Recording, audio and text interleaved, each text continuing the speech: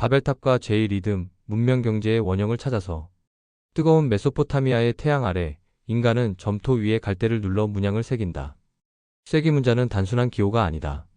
그것은 신과 인간 사이의 약속, 곡물과 노동, 부채와 신뢰의 리듬이다. 점토판이 굳어질 때 문명이 시작된다. 케인즈가 탐구한 경제의 심장박동은 이미 그 속에 있었다. 수메르의 경제는 교환보다 채무의 기억에서 출발했다. 곡물을 빌려준 사람과 빌린 사람, 약속의 날짜와 상환의 증거. 이 모든 것이 점토판에 새겨졌다. 부채는 단순한 돈의 문제가 아니라 공동체의 질서를 유지하는 신성한 약속이었다. 누군가가 빚을 갚을 때마다 사회는 안정됐고 그 리듬이 깨질 때 문명은 흔들렸다. 케인즈는 이 점을 주목했다. 그에게 부채란 단순한 수치가 아니라 기대와 공포가 교차하는 심리적 장치였다. 일반 이론의 기대와 공포의 진동은 바로 이 오래된 점토판의 잔향이었다. 부채의 리듬은 수메르의 신전에서 시작돼 오늘의 금융시장으로 이어졌다. 경제는 물질의 흐름이 아니라 신뢰의 순환 구조였다. 바벨탑, 리듬의 파열과 언어의 혼란. 지평선 위로 거대한 탑이 솟는다. 사람들은 흙을 굽고 벽돌을 쌓으며 하늘로 닿으려 한다. 그들은 말한다. 우리의 이름을 내자. 그러나 하늘은 침묵 대신 혼란을 내린다. 언어는 흩어지고 리듬은 끊어진다. 이 이야기는 단순한 신화가 아니다. 이탈리아의 연대기 작가 조바니 빌라니는 바벨탑 사건을 창조 후 2354년의 일로 기록했다. 그러나 그의 연대는 신화적 시간 속에서 진동하는 상징이다. 창세기 11장은 언어의 분열을 신의 징벌로 기록했지만 이미 창세기 10장은 각 민족이 언어와 족속에 따라 나뉘었다고 말한다. 즉, 혼란은 신의 형벌이 아니라 인간 내부의 구조적 결과였다. 수메르의 서사시 엠메르카르와 아라타의 군주는 그 원형을 보여준다. 신전이 높아질수록 언어는 흐트러진다. 엔키 신은 인간의 음성을 혼란스럽게 만들어 하늘의 리듬을 인간의 리듬으로 대체하려는 오만을 멈추게 한다. 케인즈는 이 신화를 경제의 과열기와 붕괴 주기로 읽었다. 탑은 완성되지 않았고 시장 역시 완전하지 않았다. 인간의 계산이 신의 조율을 흉내내는 순간 경제는 리듬을 잃는다. 그에게 바벨탑은 자기 조정적 시장의 신화였다. 탑이 무너질 때마다 인류는 교만의 가격을 치렀다. 리듬이 신의 음율에서 벗어날 때 인간은 숫자로 자신을 정당화한다. 오늘의 금융시장은 과연 또 다른 바벨탑이 되고 있는가?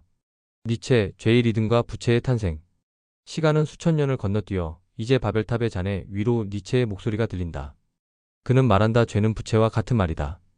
니체에게 죄의식은 신이 아닌 계약의 발명품이었다. 태초의 인간은 아무런 죄의식이 없었다. 고통은 단지 고통이었고 행위에는 의미가 없었다. 그러나 채무자가 생기자 고통은 대가의 기호가 되었다. 채권자는 채무자에게 고통을 주며 잃은 것을 되찾았고 그 순간 책임이라는 개념이 탄생했다. 고통은 기억을 남겼다.